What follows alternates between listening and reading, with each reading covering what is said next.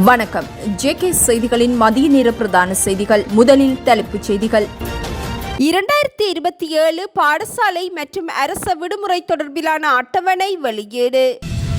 22வது அரசியலமைப்பிற்கு எதிராக மேலும் 2 மனுக்களின் பிரதிகள் சபாநாயகரிடம் கையளிப்பு.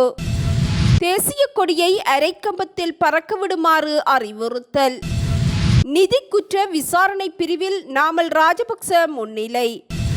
போலீஸ் நற்சான்றிதழுக்காக விண்ணப்பங்களை சமர்ப்பிக்க வேண்டாம் என அறிவிப்பு.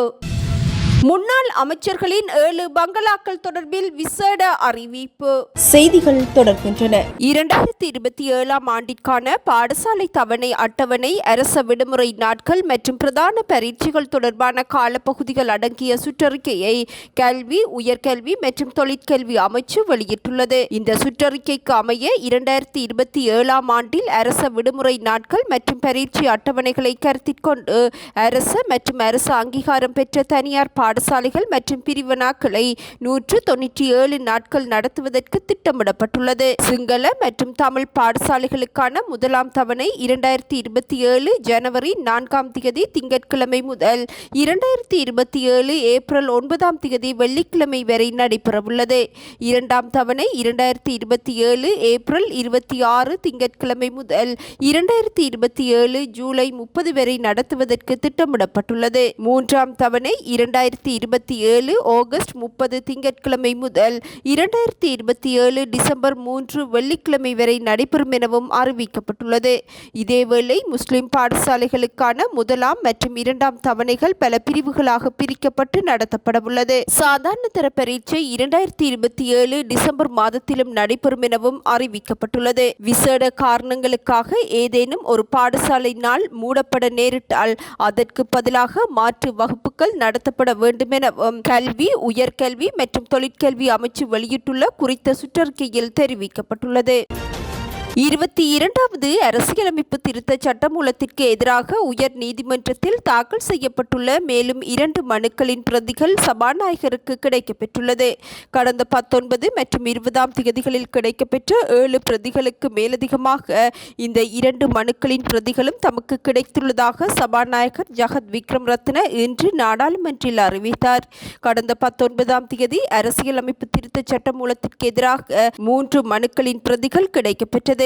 அத்துடன் நேற்றைய தினம் மேலும் 4 மனுக்களின் பிரதிகள் அவருக்கு கையளிக்கப்பட்டிருந்தன. இதற்கமைவாக 22வது அரசியலமைப்பு திருத்தத்திற்கு எதிராக சபாநாயகருக்கு இதுவரை 9 மனுக்களின் பிரதிகள் கிடைக்கப்பெற்றுள்ளதாகவும் சபாநாயகர் ஜகத் விக்ரமரத்ன தெரிவித்துள்ளார். ஸ்ரீலங்கா பொதுஜன பெரமுனவின் தேசிய அமைப்பாளரும் நாடாளுமன்ற உறுப்பினருமான நாமல் ராஜபக்ச இன்று நிதி குற்ற விசாரணை பிரிவில் முன்னிலையானார். குறித்த விசாரணை பிரிவினரால் முன்னெடுக்கப்பட்டு வரும் விசாரணை ஒன்று தொடர்பில் வாக்குமூலம் ஒன்றை பதிவு செய்வதற்காக அவருக்கு அழைப்பாணை விடுக்கப்பட்டது. இதற்கமைய இன்று காலை நாமல் ராஜபக்ச நிதி குற்ற விசாரணை பிரிவில் முன்னிலையாகி வாக்குமூலம் அளித்திருந்தமை குறிப்பிடத்தக்கது. மூத்த இசைக்கலைஞர் நந்தா மாலினியின் மறைவை அடுத்து பிரகடனப்படுத்தப்பட்டுள்ள 3 நாள் தேசிய துக்க காலத்தில் அனைத்து அரச நிறுவனங்களிலும் தேசிய கொடியை அரைக்கம்பத்தில் பறக்கவிடுமாறு பொது நிர்வாக, மாகாண சபைகள் மற்றும் உள்ளூராட்சி அமைச்சு அறிவுறுத்தியுள்ளது. இதற்கமைவாக இன்று, நாளை மற்றும் நாளை மறுதினம் ஆகிய தினங்களில் தேசிய கொடி அரைக்கம்பத்தில் பறக்கவிடும் எனவும் அறிவிக்கப்பட்டுள்ளது. இந்த அறிவுறுத்தலானது 04/2026 இலக்க உள்நாட்டு சுற்றறிக்கையின் ஊடாக அமைச்சுக்களின் செயலாளர்கள், மாகாண பிரதம செயலாளர்கள், மாவட்ட செயலாளர்கள், அரசாங்க அதிபர்கள், திணைக்கள தலைவர்கள் மற்றும் கூட்டு தாபனங்கள், நிதிய சட்ட சபைகளின் தலைவர்கள் ஆகியோருக்கு அனுப்பி வைக்கப்பட்டுள்ளது. 2026 ஆகஸ்ட் 21 வெளியிடப்பட்ட இந்த சுற்றறிக்கையில் பொது நிர்வாக, மாகாண சபைகள் மற்றும் உள்ளூராட்சி அமைச்சின் செயலாளர் எஸ். ஆலோக பண்டார கையொப்பமிட்டுள்ளார். மூத்த இசைக்கலைஞர் நந்தா மாலினியின் மறைவை அடுத்து ஆகஸ்ட் 21, 22 மற்றும் 23 ஆகிய தினங்களை தேசிய துக்க தினங்களாக அரசாங்கம் பிரகடனப்படுத்தியுள்ளது. நாட்டின் புகழ்பெற்ற பாடகி நந்தா மாலினி தனது 82வது வயதில் நாவலையில் உள்ள அவரது இல்லத்தில் நேற்று காலமாகி இருந்தமை குறிப்பிடத்தக்கது. போலீஸ் தலைமையகத்தினால் விநியோகிக்கப்படும் நற்சான்றிதழ்கள் தொடர்பான தரவு கட்டமைப்பு செயலிழந்துள்ளதாக போலீஸ் ஊடக பிரிவு அறிவித்துள்ளது. பாத்திரமுல்லை இசுருபாய கட்டடத்தின் 17வது மாடியில் அமைந்துள்ள நற்சான்றிதழ் பிரிவினால் இச்சான்றிதழ்கள் விநியோகிக்கப்படுவதுடன் விண்ணப்பங்களை ஏற்றுக்கொள்வது, அறிக்கைகளை கோருவது மற்றும் சான்றிதழ்களை அச்சிடுவது ஆகியன குறித்த தரவு கட்டமைப்பின் ஊடாக மேற்கொள்ளப்படுகின்றது. எனினும் இத்தரவு கட்டமைப்பானது நேற்று பகல் 12:50 மணி முதல் செயலிழந்துள்ளதாக போலீஸ் தலைமையகம் அறிவித்துள்ளது. இந்த கட்டமைப்பை வழமைக்கு கொண்டு வருவதற்காக இலங்கை தகவல் மற்றும் தொடர்பாடல் தொழில்நுட்ப முகவர் நிலையத்திற்கு அறிவிக்கப்பட்டுள்ளதுடன் இதற்கான நடவடிக்கைகள் முன்னெடுக்கப்பட்டு வருவதாகவும் போலீசார் தெரிவித்துள்ளனர். இதனிடையே தரவு கட்டமைப்பு சீரமைக்கப்படும் வரை நற்சான்றிதழுக்காக விண்ணப்பிக்க வேண்டாம் எனவும் போலீஸ் தலைமையகம் பொதுமக்களிடம் கோரிக்கை விடுத்துள்ளது. தரவு கட்டமைப்பு வழமைக்கு திரும்பியவுடன் நற்சான்றிதழ்களுக்கான விண்ணப்பங்களை மீண்டும் சமர்ப்பிக்க முடியும் எனவும் போலீஸ் ஊடகப் பிரிவு அறிவித்துள்ளது. கொழும்பில் உள்ள அரசாங்கத்திற்கு சொந்தமான 7 அமைச்சர் பங்களாக்களையும் முதலீட்டாளர்களுக்கு குத்தகைக்கு விடுவதற்கு திட்டமிடப்பட்டுள்ளதாக நிதி திட்டமிடல் மற்றும் பொருளாதார அபிவிருத்தி அமைச்சு அறிவித்துள்ளது. அரச வருவாயை அதிகரித்தல், புதிய வணிக வாய்ப்புகளையும் சுற்றுலா ஈர்ப்புகளையும் உருவாக்குதல் ஆகிய நோக்கங்களுக்காக முதலீட்டாளர்களிடம் இருந்து முன்மொழிவுகளை அழைப்பதற்கான நடவடிக்கைகளை அமைச்சு எடுத்துள்ளது. கொழும்பு 5, ஸ்டேன்மோர் கிரசன்ட், B13, B14 மற்றும் B20 ஆகிய பங்களாக்களும், மல்லசேகரம் மாவட்டத்தில் உள்ள C61 மற்றும் C62 ஆகிய பங்களாக்களும், ஸ்கெல்டன் வீதியில் உள்ள E01 மற்றும் E02 ஆகிய பங்களாக்களும் இவ்வாறு முதலீட்டு நோக்கங்களுக்காக குத்தகைக்கு வழங்கப்படவுள்ளமை குறிப்பிடத்தக்கது. கேகாலையில் தனது பிள்ளைகளை துன்புறுத்திய தந்தை ஒருவர் கைது செய்யப்பட்டுள்ளார். பெலாங்கொட பின்னவல பகுதியைச் சேர்ந்த 25 வயதான இளம் தந்தை ஒருவரே இவ்வாறு கைது செய்யப்பட்டுள்ளதாக போலீசார் தெரிவித்துள்ளனர். 4 வயதான சிறுமி மற்றும் 7 வயதான சிறுவனை சந்தேக நபர் மோசமாக தாக்கும் காணொளிகள் சமூக வலைத்தளங்களில் வெளியாகியிருந்தது. வெளிநாட்டில் உள்ள மனைவியிடம் பணம் கோரி குறித்த நபர் தனது பிள்ளைகளை தாக்கியமை விசாரணைகளில் கண்டறியப்பட்டுள்ளது. பணம் அனுப்பவில்லை எனில் பிள்ளைகளை தான் கொலை செய்ய போவதாகவும் சந்தேக நபர் மிரட்டியுள்ளார். இதற்கமைய போலீசாருக்கு வழங்கப்பட்ட தகவலை அடுத்து சந்தேக நபர் கைது செய்யப்பட்டுள்ளார்.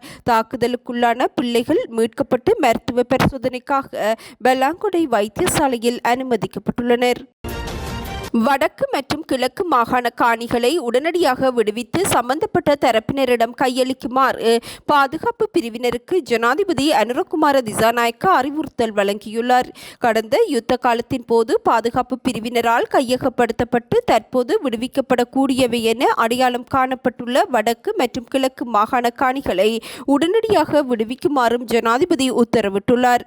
நாடாளுமன்ற கட்டட தொகுதியில் நேற்று நடைபெற்ற கலந்துரையாடலின் போதே ஜனாதிபதி இதனை தெரிவித்தார். தேசிய பாதுகாப்பு மிகவும் முக்கியம் என்பதுடன் தேசிய பாதுகாப்பிற்காக இராணுவ முகாம்கள் எங்கு ஸ்தாபிக்கப்பட வேண்டும் என்பதை தீர்மானிப்பது முப்படையினர் மற்றும் போலீசார் உள்ளிட்ட பாதுகாப்புடன் தொடர்புடையவர்களின் பொறுப்பாகும். இதன் அடிப்படையில் எவ்வாறான காணிகளை விடுவிக்கலாம், எவ்வாறான காணிகளை விடுவிக்க முடியாது என்பது தொடர்பான இறுதி தீர்மானத்திற்கு வருமாறும் ஜனாதிபதி அறிவுறுத்தியுள்ளார். அவசியமான காணி அளவை தீர்மானிக்கும் போது இயன்றவரை மக்களின் தரப்பில் இருந்து சிந்தித்து விடுவிக்கக்கூடிய அதிகபட்ச காணிகளை விடுவிக்குமாறும் அறிவுறுத்திய ஜனாதிபதி அவ்வாறு வழங்கப்படும் காணிகளுக்கு மேலதிகமாக அந்த மக்களின் வாழ்வாதார வழிகளை ஏற்படுத்தி கொடுக்க வேண்டியதன் அவசியத்தையும் விளக்கியுள்ளார். இதற்காக உயர் உற்பத்தி திறனை பெற்றுக்கொள்ளக்கூடிய நவீன விவசாய தொழில்நுட்பத்துடன் கூடிய திட்டங்களை அறிமுகப்படுத்துவதற்கு நடவடிக்கை எடுக்குமாறும் கமத்தொழில், கால்நடை வளங்கள், காணி மற்றும் நீர்ப்பாசன அமைச்சின் செயலாளருக்கு ஜனாதிபதி இதன்போது பணிப்புரை விடுத்துள்ளார்.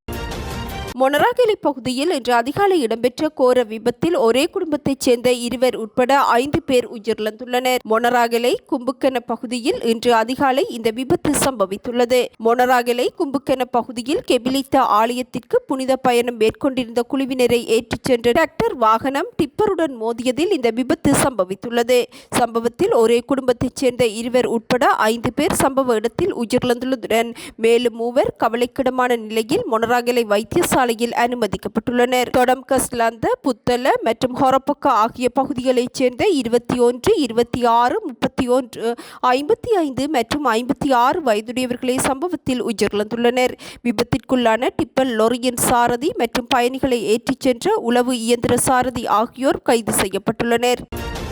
கல்முனை கடற்கரை பள்ளி வீதியில் உள்ள வீடொன்றின் மொட்டை மாடியில் சட்டவிரோதமான முறையில் கஞ்சா செடிகளை பயிரிட்டு வந்த 56 வயதுடைய சந்தேக நபரை எதிர்வரும் ஆகஸ்ட் மாதம் 31ஆம் தேதி வரை விளக்கமறியலில் வைக்குமாறு கல்முனை நீதவான் நீதிமன்றம் உத்தரவிட்டுள்ளது. குறித்த வழக்கு நேற்று கல்முனை நீதவான் நீதிமன்றில் விசாரணைக்கு எடுத்துக் கொள்ளப்பட்ட போதே இந்த உத்தரவு பிறப்பிக்கப்பட்டுள்ளது. கல்முனை கடற்கரை பள்ளி வீதியில் அமைந்துள்ள வீடொன்றின் 4ஆம் மாடி மொட்டை மாடியில் சூட்சுமமாக மறைத்து வளர்க்கப்பட்டு வந்த கஞ்சா தோட்டத்தை அம்பாறை மாவட்ட புலனாய்வு பிரிவின் கல்முனை தலைமையக போலீஸ் நிலைய உத்தியோகத்தர்கள் முற்றுகையிட்டதுடன் சந்தேக நபரையும் கைது செய்தனர். கல்முனை நகர் பகுதியில் சந்தேகத்திற்கிடமாக நடமாடிய இருவரை பிடித்து போலீசார் மேற்கொண்ட விசாரணையின் போதே இக்கஞ்சா தோட்டம் பற்றியும் அங்கிருந்து கஞ்சா விற்பனை செய்யப்பட்டு வருகின்றமை பற்றிய தகவலும் வெளியானது. இதனை அடுத்து கைது செய்யப்பட்ட சந்தேக நபர் காலை மற்றும் மாலை வேளைகளில் இடியப்பம், புட்டு போன்ற சிற்றுண்டிகளை விற்பனை செய்யும் போர்வையில் இரகசியமாக கஞ்சா வியாபாரத்தில் ஈடுபட்டு வந்ததாகவும் போலீசார் தெரிவித்துள்ளனர். தொடர்ந்தும் குறித்த வீட்டின் மொட்டை மாடியில் முறைப்படியான பயிற்சிகை போன்று வளர்க்கப்பட்டிருந்த கஞ்சா செடிகளை பிடுங்கிய போலீசார் அவற்றை சான்று பொருட்களாக கைப்பற்றியதுடன் சந்தேக நபரையும் கைது செய்து நீதிமன்றில் முற்படுத்தியுள்ளனர். பெருநாட்டின் தென்பிராந்தியத்தில் உள்ள ஆயாக்குச்சோவில் 7.2 ரிக்டர் அளவில் சக்தி வாய்ந்த நிலநடுக்கம் பதிவாகியுள்ளது.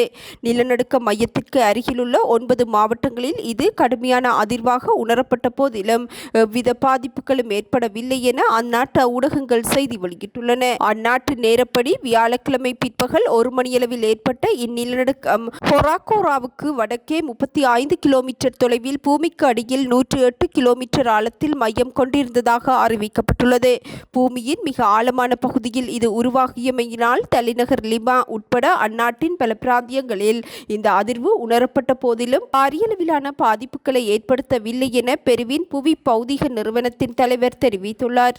எவ்வாறாயினும் துரித மீட்புக் குழுக்களும் உள்ளூர் அதிகாரிகளும் இணைந்து ஆபத்துக்கள் ஏற்படக்கூடிய பகுதிகளை தொடர்ந்தும் கண்காணித்து வருவதாகவும் அந்நாட்டு ஊடகங்கள் செய்தி வெளியிட்டுள்ளன.